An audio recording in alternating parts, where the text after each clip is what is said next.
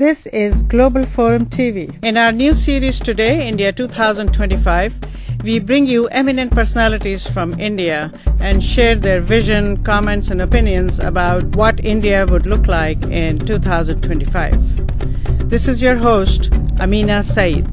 The mantra to understand India is Gandhi. Once you understand Gandhi, then you know the way out is there. If you are going to promote chauvinism of the majority, or what I call chauvinism of the majority, either through the BJP, the opposition Bharatiya Janata Party, or otherwise through one of its ancillaries of what is called the Sangh Parivar, you're going to atomize the Indian political scene. Rift is going to be China. Okay. India will become, as far as some of the core issues of the world are concerned, the global laboratory.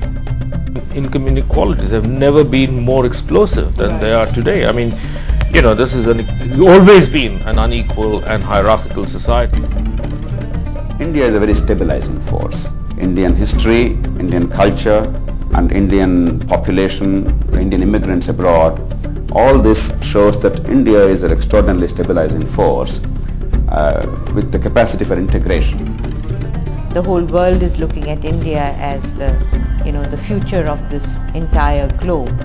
A great country, a proud country, but a country which under capitalism is unfortunately very much unequal.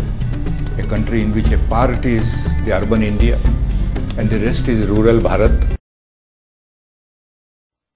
Hi, this is Global Forum TV, a platform for global issues with global perspectives in today's global village.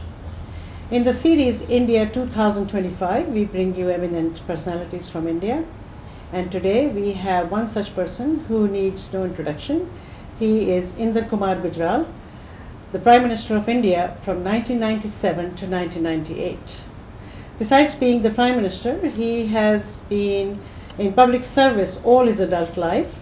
He has held such positions as Foreign Minister of India, Minister of Information and Broadcasting, Minister of Communication, Minister of Works and Housing, Minister of Science and Technology, India's Ambassador to Soviet Union. More recently, Inder Kumar Gujral was the first Chancellor of the Maulana Azad National Urdu University, Hyderabad, from 1999 to 2005. Welcome, Mr. Gujral. Thank you very much for being with Global Forum TV. Welcome to you. We are very happy to have you here. Welcome. Mr. Gujral, how do you see India today on the world scene? You see, the perspective that you think of future naturally has to be linked with our past. Okay. India has come up unexpectedly by some when India became free. There were people like Churchill who thought that Indian nation is a myth. Right. It would not survive at all. Their diversities are such that what in Churchill's vision, this was a myth. I think in last 60 years we have proved that Indian nationhood is not a myth. It's a reality. So therefore, when you think in terms of future, you must think in terms what India has done to itself in these 60 years. Yes. We are a large nation. We are a diverse nation. Very. We are a nation with a multiplicity of religions, castes, everything. And the basic thing that India has proved in these 60 years is that diversities can be an asset. And we have shown it, we and to the leaders of this nation. We have proved that we can be diverse in every sense of the word and yet be a nation together. Those in our neighborhood, those who thought that diversity is not an asset, they could not do it, but we have done. What is India's globalization strategy and where do you see India in the year 2025? You see, when you look at India, it is not a question of what we look forward to. It is a continuity of.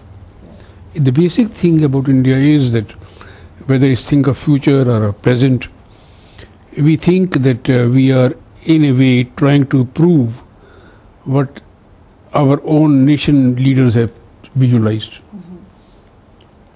we will continue to be a diverse nation. We will continue to uphold the cause of different nationalities, of course, in terms of different languages, religions, everything, and yet find common factors. Okay. Do you think that India has produced any surprises? No.